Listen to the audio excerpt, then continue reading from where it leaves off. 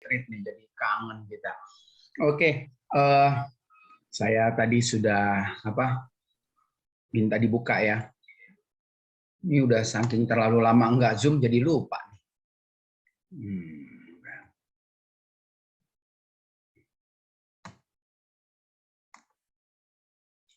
Oke, kelihatan ya Pak ya. Oke, yuk sekali lagi kita berdoa dulu kembali lagi agar semuanya semakin mantap dan luar biasa ya, karena ini satu kehormatan saya ada di tempat ini. Kita berdoa sekali lagi. Bapa di dalam surga, tanti-intinya hamba mengucap syukur untuk kebaikan-Mu. Engkau luar biasa ketika kami sore hari ini di akhir pekan, mungkin keadaan badan kami capek, lelah, tetapi kerinduan kami tetap selalu ada. Kerinduan kami adalah memuji, menyembah Tuhan dan mau belajar akan firman Tuhan. Karena kami tahu waktu kami punya kerinduan, waktu kami mau belajar, maka disitulah kami akan mengalami pertumbuhan. Terima kasih Bapak, Engkau hebat. Ingin kami katakan sekali lagi, kami bangga punya Bapak seperti Engkau, Bapak yang luar biasa dalam hidup kami, kota benteng kami, Bapak yang tidak pernah meninggalkan perbuatan tangannya. Bahkan ketika kami jatuh, tidak pernah Kau biarkan tergeletak. Waktu kami menangis pun, Engkau menampung setiap tetes air mata kami di kirbat-Mu. Dan waktu kami berteriak minta tolong, telinga-Mu begitu cepat untuk menangkap setiap permohonan kami. Itulah kebanggaan kami.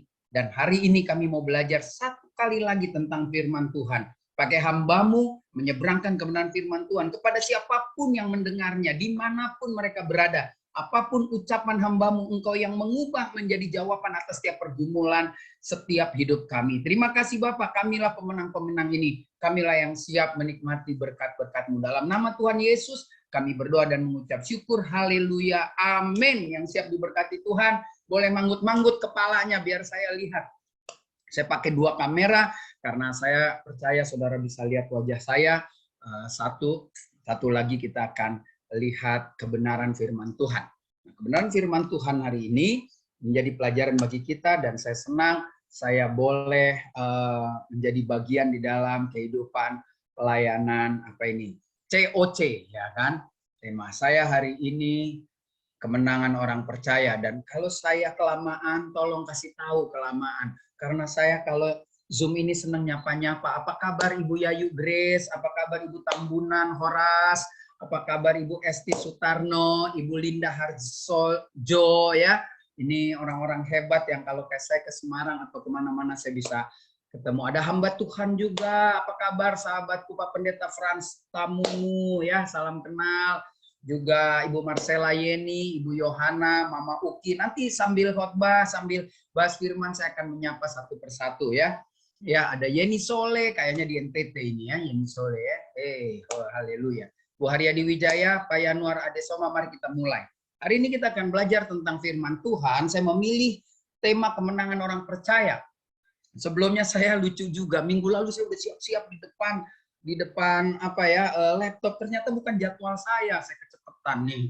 Jadi lucu juga ya, saya udah share ke teman-teman dan saya sudah share tadi sampai ke ujung bumi. Semoga mereka ikut untuk bersama-sama dengan Ibu Lena Saulina Simanjuntak. Ini kayaknya kumpulan PSMS Medan ini semua ya. Nah, ya ada Ibu Frida Tambunan ya, Ibu Marcella Jenny yang sudah menghubungi saya, terima kasih ya. Nah, kita akan belajar dari seorang tokoh namanya Ruth. Ya, dalam beberapa kesempatan saya sudah suka cerita tentang Ruth, tapi kali ini saya akan cerita full. Ya, kisah Ruth terjadi di tahun 1375. Sedikit dulu kita harus tahu latar belakang. Mungkin Anda ada yang lebih tahu dari saya, tapi marilah kita belajar sama-sama untuk melihat bagian yang menarik ini ya. Jadi Ruth itu hidup sebelum Yesus lahir kira-kira 1375 tahun ya. Nah, cerita dimulai ketika satu keluarga meninggalkan tanah perjanjian, meninggalkan tempat yang dikatakan Bethlehem. Bethlehem itu artinya rumah roti ya Bapak Ibu. Bethlehem itu artinya rumah roti. Nama keluarga yang meninggalkan itu suaminya Elimelek, istrinya Naomi, kedua anaknya Mahlon dan Kilion. Nah, kita akan belajar mulai dari sini ya Ibu Saulina Simanjuntak, supaya kita semakin oke. Hari demi hari kita semakin luar biasa. Kita lihat lagi lebih lanjut. Pelajaran kegagalan dari Ruth, mari kita lihat. Ada pelajaran kegagalan yang luar biasa. Yang pertama, saat Elimelek dan keluarganya meninggalkan Bethlehem. Kenapa? Karena Bethlehem itu adalah tanah perjanjian. Kalau Tuhan sudah menjanjikan sesuatu kepada mereka, harusnya mereka nggak perlu takut dengan keadaan. Nah, itu yang bisa kita pelajari. Kalau hari ini kita menjadi bagian dari COC ini dan kita percaya ada janji Tuhan yang hebat, kita nggak perlu takut dengan keadaan apapun. Buktinya kita sudah lewati COVID selama hampir 3 tahun. Adakah yang timbang berat badan setelah 3 tahun lebih kurus? Tidak ada, semua tambah. Ibu Frida tambah mok-mok ya, makin gede. Lalu yang kedua, di mana mereka gagal? Karena mereka mengizinkan anak-anak mereka menikah dengan perempuan Moab. Perhatikan baik-baik, di dalam perjanjian lama, Tuhan memerintahkan bangsa Israel tidak boleh kawin-mawin dengan bangsa lain. Jadi kegagalan mereka ini dahsyat banget. Yang pertama, mereka tinggalkan tanah perjanjian. Kalau mereka dari Bethlehem perginya ke Yerusalem, mungkin Tuhan masih tolong. Dia pergi ke tanah Moab yang sekarang ada di Jordania. Kalau saudara sudah ke Israel pasti saudara tahu ya. Nah, di situ kan Tuhannya lain.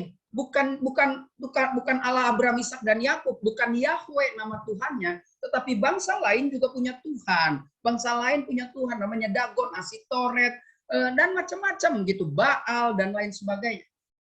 Jadi ini kesalahan yang fatal sekali. Kesalahan yang dilakukan oleh Elimelek. Tapi lah, namanya kita pelajaran ya. Lalu yang berikutnya kita bisa belajar. Ada 3 pelajaran dari kegagalan Rut ini. Yang pertama dari Rut ini. Yang pertama tentang kegagalan. Yang kedua tentang keluar dari kegagalan. Yang ketiga tentang keberhasilan. Ya, jadi kita akan belajar ini di waktu yang singkat, di waktu yang sangat luar biasa sekali agar kita bisa benar-benar menikmati saya suka pakai bahasa yang permainan sore hari ini agar lebih indah. Kalau main bola ini kita lebih indah ya. Jadi Ibu Marcella kalau saya kelamaan kasih kode aja ya, langsung aja matiin di sini. Tapi rasanya juga lama kali ini Anda nggak akan bosan. Kalau nggak percaya tanya sama Pak Frans ya. Pak Frans itu kenal banget saya ya, luar biasa. Mari kita lihat. Tentang kegagalan, tentang keluar dari kegagalan, dan kita akan belajar tentang keberhasilan. Oh, haleluya, Ibu Lili sudah bergabung. Ada Becholing, nah ini Becholing kayaknya jemaat yang dari Guangzhou nih ya. Ada Susan Lee, maaf yang yang wajahnya nggak ada, jadi saya nggak bisa menyebut ya. Ada Yanuar Adesoma, ya. Ada Satya Tutitias, ya. Yuk kita akan belajar. Apa yang akan kita pelajari? Saya tidak baca semua karena mungkin waktunya kepepet ya, tapi setelah ini saudara baca kitab Rut pasal 1 dan 2 aja nih, supaya kita bisa belajar dari peristiwa yang akan kita bahas hari ini ya. Rut pasal 1 dan 2 ya. Siap Ibu Nunuk Semarang ya. Oke. Mari kita lihat. Ciri orang percaya yang gagal. Di dalam Rut 1 ayat 11-13 dikatakan begini. Tetapi Naomi berkata, pulanglah anak-anakku. Mengapakah kamu turut dengan aku? Bukankah tidak akan ada lagi anak laki-laki yang kulahirkan untuk dijadikan suamimu nanti? Pulanglah anak-anakku, pergilah, sebab sudah terlalu tua aku untuk bersuami. Seandainya pikirku ada harapan bagiku dan sekalipun malam ini aku bersuami, bahkan sekalipun aku masih melahirkan anak laki-laki, masakan kamu menanti sampai mereka dewasa? Masakan karena itu kamu harus menahan diri dan tidak bersuami? Janganlah kiranya demikian, anak-anakku.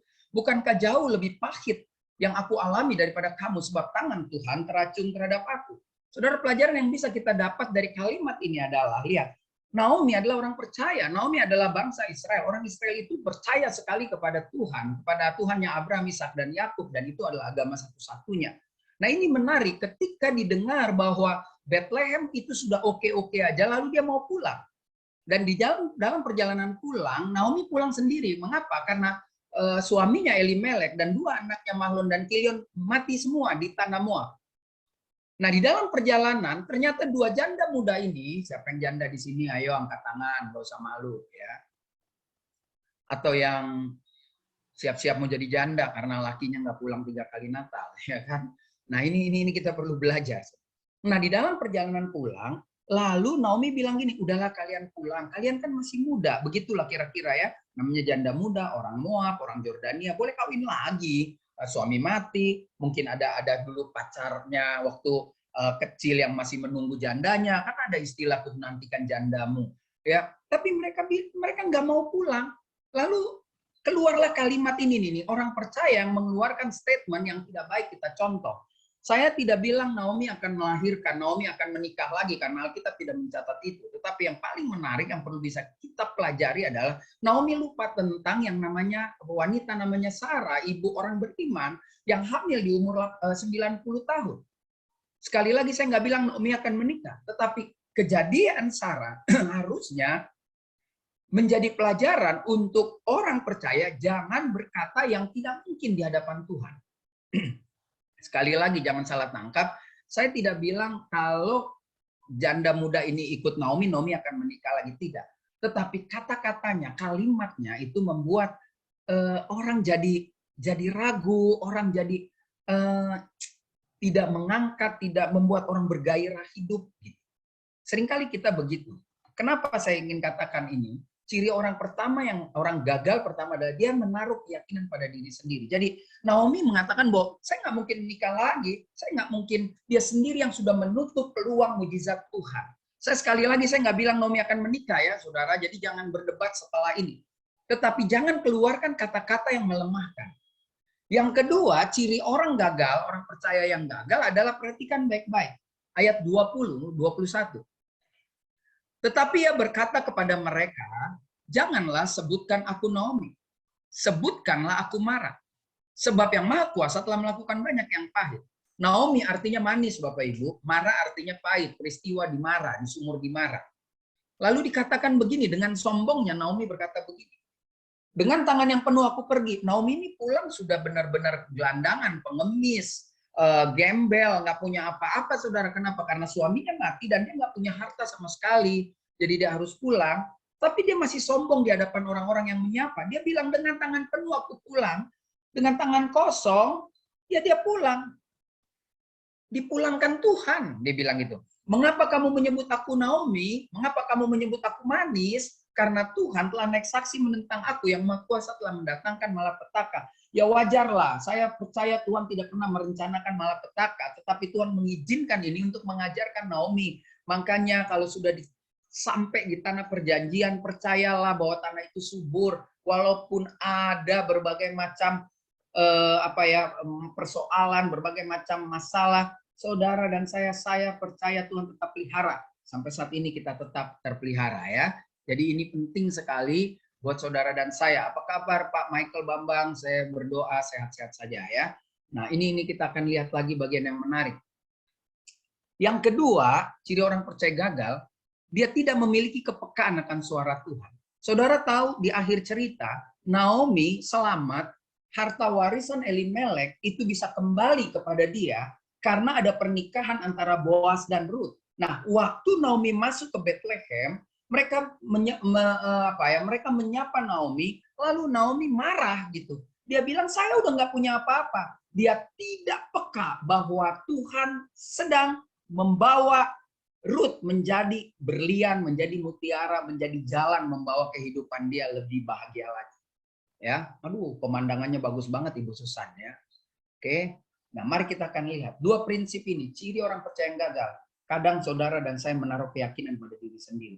Antara keyakinan pada diri sendiri dan hikmat itu beda tipis. Lalu yang kedua, kita nggak punya kepekaan. Makanya banyak orang Kristen hari ini minta, nangis, apalagi ya segala macam minta pengertian orang. Sebetulnya Tuhan sudah tolong, tetapi dia tidak merasakan. Dia tidak tahu. Dia tidak punya kepekaan. Prinsip saya sederhana kalau saudara mau punya kepekaan sama Tuhan. Setiap hari baca Alkitab. Setiap hari luangkan waktu memuji menyembah Tuhan. Setiap hari luangkan waktu untuk ngobrol sama Tuhan. Saudara dan saya butuh itu. Supaya semakin hari kita terus dekat. Menyatu dengan firman Tuhan. Menyatu dengan Tuhan. Ngobrol sama Tuhan. Maka kita punya kepekaan yang luar biasa. Nah, sekarang kita masuk pada persoalan yang benar-benar kita perlu lakukan. Bagaimana keluar dari kegagalan? Yang pertama, di dalam Rut pasal 1 ayat 6 dikatakan demikian. Kemudian berkemaslah ia dengan kedua menantunya dan ia pulang dari daerah Moab. Sebab di daerah Moab ia mendengar bahwa Tuhan telah memperhatikan umatnya dan memberikan makanan kepada mereka. Wow, luar biasa. Ya, ini luar biasa sekali. Kenapa saya katakan kita luar biasa? Karena ini akan menjadi pelajaran bagi kita. Yang pertama, saudara, Orang-orang yang mau menang, orang-orang yang mau keluar dari kegagalan, dia harus berani ambil keputusan. Karena perjalanan 1 mil harus dimulai dari langkah pertama.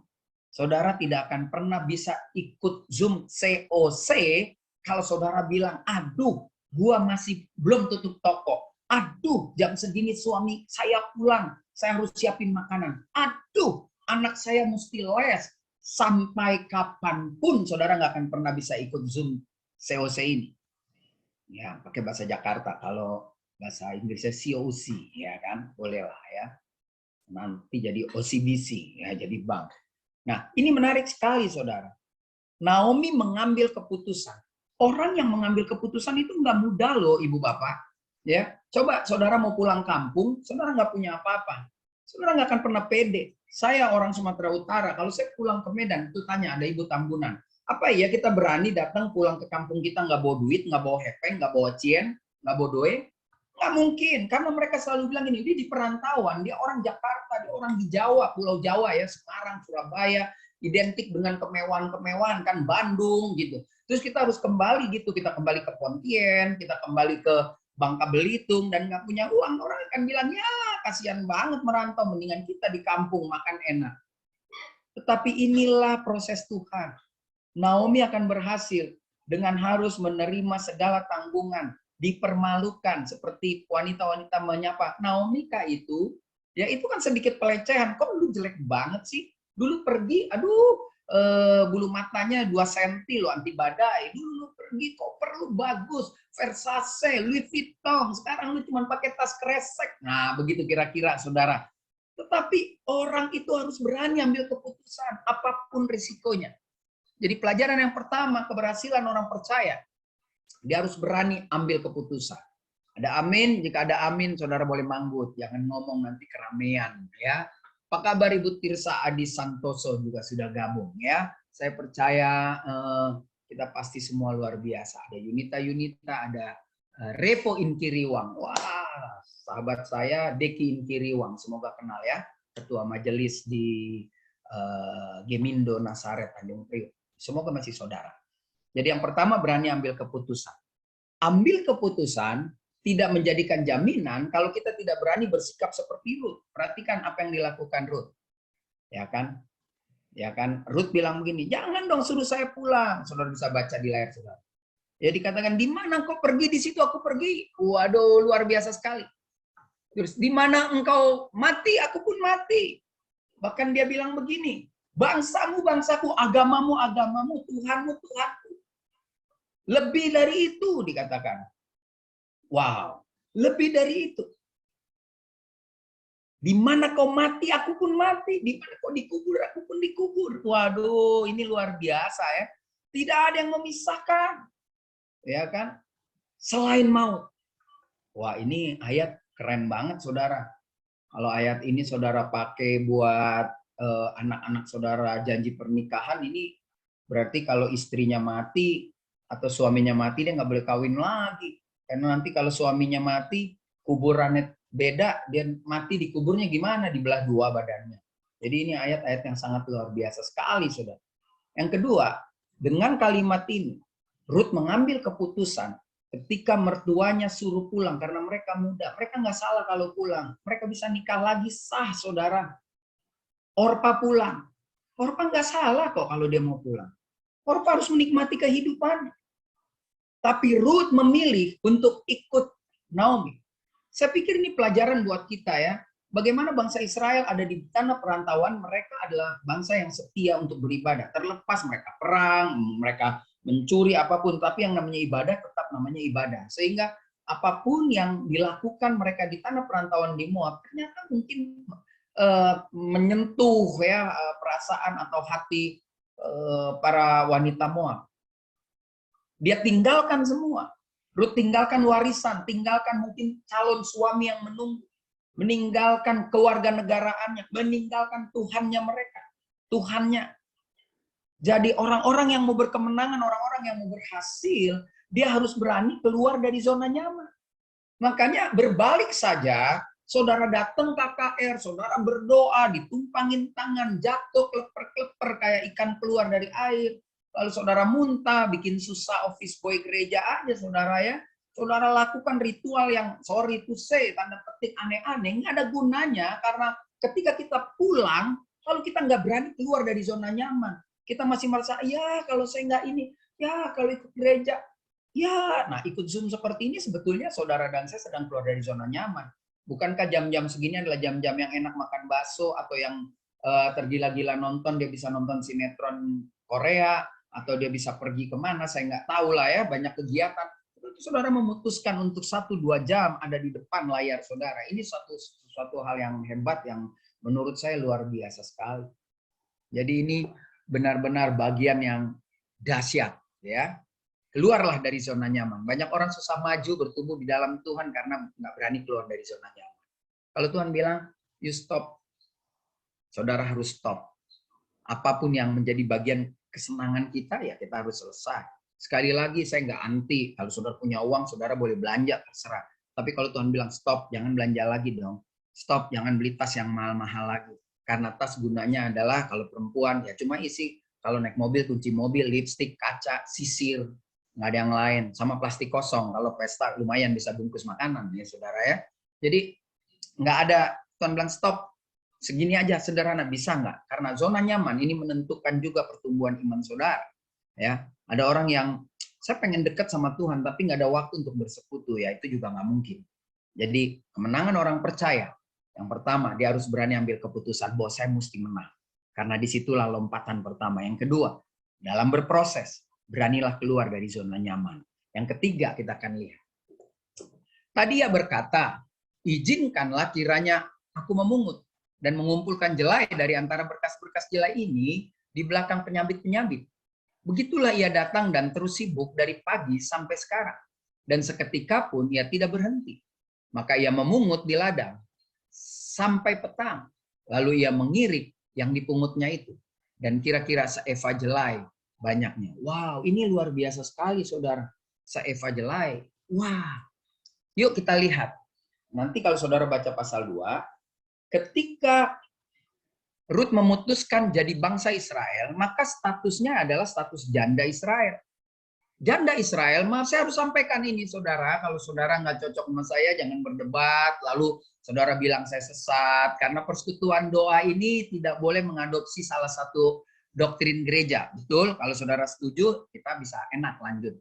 Tapi kalau saudara bikin persekutuan seperti ini, itu saudara paksakan apa yang ada di gereja saudara, maka persekutuan ini nggak lama lagi bubar ya. Karena persekutuan inilah yang bisa membuat orang lebih maju, lebih kaya kalau mau membuka telinga dan belajar dari banyak hamba Tuhan, kan? Tapi kalau sesat ya jangan diundang lagi. Menurut saudara sesatkah saya ketika saya harus menjelaskan bagian yang ini? Nih, perhatikan baik-baik. Ketika Boas pulang, jadi Ruth, saya percaya atas perkenanan Tuhan ya, walaupun dia nggak tahu, dia ketemu tempat pengirikan ini ternyata punya Boas. Sementara Naomi, jujur dia bercita-cita agar Ruth bisa menikah dengan Boas, supaya warisannya tidak kemana-mana, ya warisan Elimelek, karena mereka masih kerabat. Nah, perhatikan baik-baik. Lalu Boas datang dan Boas bilang begini, saya sudah dengar siapa kamu. Kamu jangan ambil di tempat lain, tapi ambillah di tempat ini aja, gitu. Nah, ayat 7 dan 17 itu mandornya cerita kepada Boas. Jadi Boas tanya, siapa nih cewek? Gue baru kenal nih. Boas itu kan bupati, Bujang Palatiga. Belum laku nih saudara, walaupun dia kaya. Nah ini menarik sekali. Lalu Boas bilang jangan kemana-mana. Perhatikan baik-baik. Ruth bisa memenangkan pertarungan hidup ini, atau Naomi bersama Ruth bisa menang, karena mereka bukan begini. Bertobat, nanti Tuhan berkati. Saudara banyak pengajaran hari-hari ini. Kalau bertobat, Tuhan berkati, benar Tuhan berkati. Tetapi bukan berkati berlimpah-limpah. Ada orang yang bisa beli mobil baru, punya rumah baru, lalu dia bilang, Tuhan berkati saya. Ini kekacauan yang terjadi hari-hari ini, sehingga membuat orang yang nggak bisa beli mobil, nggak bisa beli rumah, dianggap tidak diberkati. Diberkati itu adalah ketika kita bisa bersyukur dalam segala keadaan. Diberkati, saudara bisa bersaksi sama orang ketika dompet saudara, isinya tidak ada, hanya kartu vaksin, KTP, dan kulit ketemu kulit, tapi saudara bisa bilang Tuhan Yesus baik, itu baru namanya orang yang membuktikan dia diberkati. Karena orang yang diberkati adalah orang yang bisa bersuka cita, orang yang bisa ketawa dan gembira walaupun nggak punya uang. Karena dia tahu tetap aja dia makan, tetap anak saya sekolah, tetap Tuhan memberkati saya, memberikan jalan keluar. Jadi saya berharap di tempat ini jangan kebanyakan orang kesaksian yang bercerita tentang kemewahan, karena itu tidak akan pernah bisa mendidik, ya saudara ya. Orang Kristen semuanya harus bekerja keras. Orang Kristen tidak bisa leha-leha. Kalau saudara duduk diam aja, ya saudara mati juga. Ya, lihat. Kalau ukuran diberkati itu kemewahan, orang nggak perlu percaya Yesus. Pergi ke gunung-gunung, nyembah ke orang-orang pintar juga bisa kaya. Jadi berkat bukan soal itu. Berkat adalah soal ketika saudara ingin mendapat berkat Tuhan, mendapat kemenangan, ambil keputusan menjadi orang Kristen dan mau menang, lalu buang semua zona nyaman yang Tuhan suruh buang. Kedua, tidak bisa cuma diam dan berdoa, karena orang perlu bekerja, berdoa dan bekerja. Dan waktu engkau bekerja, maka engkau sedang menikmati berkat Tuhan. Perkara banyak atau tidak banyaknya harta saudara, itu masalah kepercayaan Tuhan. Ada orang yang dikasih 100 miliar kuat dan dia tersenyum. Ada orang yang baru punya 50 juta tinggalin istrinya loh. Dan kawin lagi. Ah, ini gawat saudara. Jadi kita belajar dari orang yang namanya Ruth, bagaimana dia bisa mencapai kemenangan. Dia bekerja dengan keras. Alkitab bilang dia memungut di ladang sampai petang, lalu mengirik yang dipungutnya itu ada lebih. Saudara, Ruth disuruh, ini logika berpikir yang benar aja. Ruth disuruh di belakang para janda-janda Israel. Ya, taruh kalau ada 10, berarti dia nomor 11. Kalau saudara perhatikan, Ruth bisa bawa lebih. Tidak mungkin yang di depannya yang memungut gratis kekurangan. Betul ya, saudara? Kalau saudara pergi ke satu pesta atau arisan, lalu makanan di meja itu masih banyak, dan saudara harus mengantri mengambilnya, lalu saudara dikasih plastik dengan ukuran yang sama, 1 liter, cukup 3 ayam dan kuah, saudara bahkan akan berusaha supaya kuahnya banyak sampai plastiknya ketutup. Ya, kalau perlu ayamnya lebih dikit, dimaksimalkan. Lalu baru sebelah belakangnya ambil. Belakangnya ambil, bisa habis. Ya, habis sih ibu itu ngambilnya banyak. Begitu kan? Nah, itu kalau orang dunia berebutan rezeki. Tetapi perhatikan baik-baik. Ruth yang ada di bagian terakhir, pulang membawa lebih. Itu tandanya yang di depan semua sudah berkecukupan. Saudara, kalau mainlah dengan orang yang menikmati berkat Tuhan. Karena Tuhan mau memberkati Ruth, maka mau tidak mau yang di depan kebagian juga ya. Jadi ada 2 berkat, berkat dunia dan berkat surgawi. Kalau saudara main sama orang yang punya berkat surgawi, pada saat sangkakala berbunyi saudara ikut diangkat. Tapi kalau saudara main dengan orang yang penuh dengan berkat duniawi, belum sangkakala berbunyi sudah diangkat sama polsek setempat samping rumah saudara. Haleluya. Lihat, dia bekerja sebagai janda Israel. Dia bekerja. Dan dia mengambil posisi berada di belakang. Jadi tidak ada yang tidak bisa bekerja keras. Semua orang bisa bekerja keras untuk kehidupannya. Jangan pernah takut. Jangan pernah saudara dikecohkan. Ya tapi ada ayat sia-sialah orang bangun pagi-pagi kerja sholat makan. Ah itu biasanya ayat yang dipakai untuk orang malas ya. Nah, sia-sia itu maksudnya begini, ketika pekerjaan berada jauh di atas iman saudara, ketika pekerjaan sudah mengalahkan Tuhan, nah itu yang sia-sia. Tapi saya percaya orang di COC ini adalah orang-orang hebat, orang-orang yang menempatkan Tuhan di atas segala-galanya ya. Jadi jangan pernah ragu, percaya bahwa Tuhan Yesus itu baik. Ya, itu luar biasa. Bagaimana Ibu Susan Lili tetap masih semangat ya. Nah, kita akan lihat selanjutnya. Berani bekerja keras. Nah, yuk kita baca. Maka berkatalah mertuanya kepadanya, di mana engkau memungut dan di mana engkau bekerja? Hari ini, ditanya loh. Diberkatilah kiranya orang yang telah memperhatikan engkau itu. Lalu diceritakannya kepada mertuanya itu, kepada siapa ia bekerja. Katanya, nama orang kepada siapa aku bekerja hari ini ialah Boas. Wow, mamanya pasti bilang, wah yes, inilah yang kuharapkan, thank you Tuhan. Tapi bukan itu yang menjadi pelajaran buat kita. Saudara perhatikan baik-baik, perlu kita perhatikan. Ruth adalah seorang janda. Dia bisa, sorry to say, dia bisa pacaran mungkin sama suami orang. Dia bisa mungkin pacaran sama mandor di situ. Atau dia bisa juga bergenit-genit. Lalu dia dapat upah yang lebih. Lalu yang penting mertua gue senang. Kan begitu. Makanya mertuanya bertanya. Saudara, ini kelebihan orang Israel. Walaupun mungkin minggu-minggu ini ngebom orang dan lain sebagainya. Tapi kalau saudara pernah ke Israel, saudara bisa lihat kalau hari Sabat handphone aja mati, saudara. Handphone mati loh. Kita lagi kebaktian, pujian, penyembahan, lagi khotbah begini aja main handphone. Jadi kita nih nggak lebih hebat dari mereka. Karena kita menganggap Tuhan itu udah kayak teman SMA gitu ya. Lihat saudara, di tengah kemiskinannya, dia masih tanya, dari mana yuk bawa ini? Sulit ya saudara. Biasanya kita kalau ada orang kirim sesuatu, bilang, oh Tuhan Yesus berkati. Kita nggak berani tanya dari mana. Kalau tiba-tiba suami saudara beliin mobil, sementara saudara tahu gajinya berapa, tiba-tiba beliin berlian, tanya bu, dari mana yuk dapat? Bahaya ini, ya kan? Bisa kacau balau saudara. Ya, lalu Ruth jujur, lalu diceritakannya lah kepada siapa dia bekerja sama mertua. Saudara yang keempat, orang-orang yang mau keluar jadi pemenang, dia harus berani bertanggung jawab. Banyak orang nggak berani tanggung jawab. Dia Kristen pun dia nggak tanggung jawab. Hari Minggu dia gereja. Entah dia mau jadi gembala, WL, singer, muji, dan lain sebagainya. Dia jadi jemaat pun. Tapi yang ngeri, hari Senin sampai Jumat. Jumat jam 5, jam 6 kudus lagi nih seperti sekarang. Tipu kiri, tipu kanan, tipsani, bohong kiri, bohong kanan. Jalan terus. Saudara jangan main-main jadi orang Kristen. Yang paling susah tuh bohong. Ya, saudara ya, ibu-ibu tuh bohongnya gampang, bapak-bapak apalagi.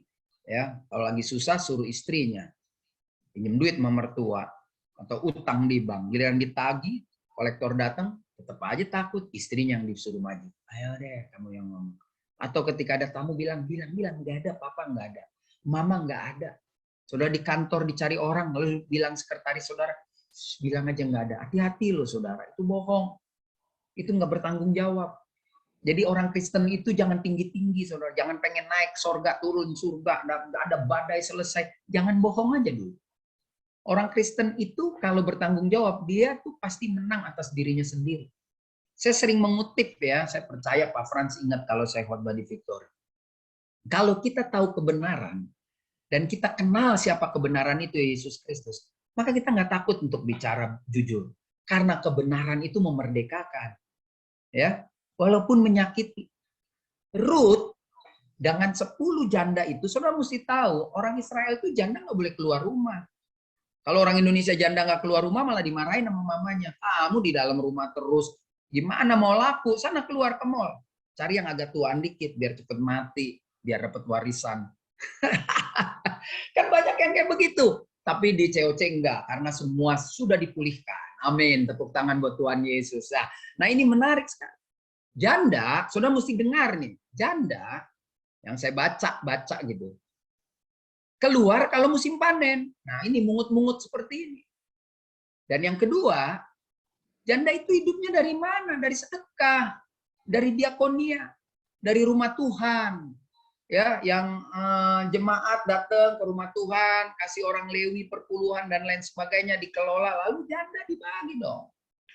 Ya, makanya gereja yang kurang banyak pelihara jemaatnya yang janda susah ya, bukan janda punya apartemen 7, 5, 6, 3, 2, 1 ya. Tapi janda yang benar-benar susah. Kalau ada gereja tidak memperhatikan itu ya gerejanya lebih baik bubar ya. Atau ada gereja yang ngomongnya perpuluhan terus, ngocehnya perpuluhan terus, tapi nggak memperhatikan janda susah. Jangan kasih Bu.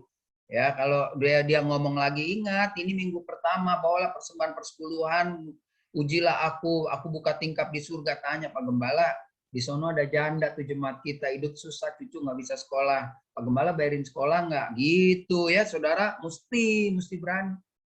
Ya jadi kalau nggak ada diakonianya, ya nggak usah. Ibu kasih aja ke orang yang perlu, itu lebih penting ya.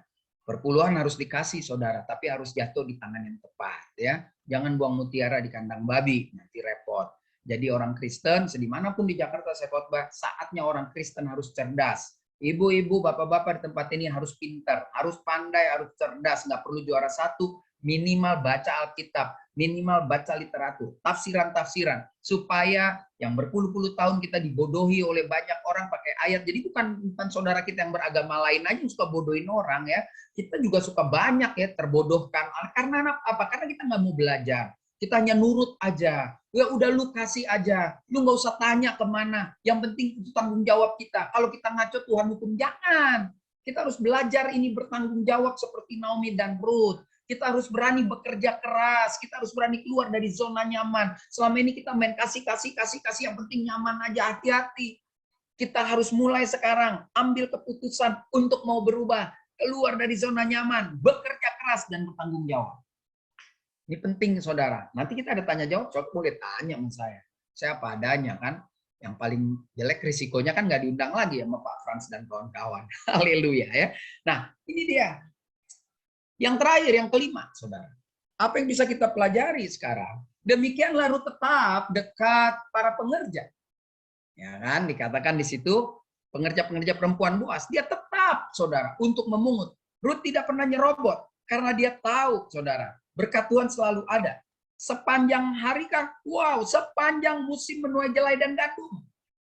Kalau belum global warming yang saya baca-baca, ya, dan saya pernah datang ke Israel di bulan Februari, Maret itu jelai, lalu Maret, April, Mei itu gandum, saudara ya, sekitar bulan itu.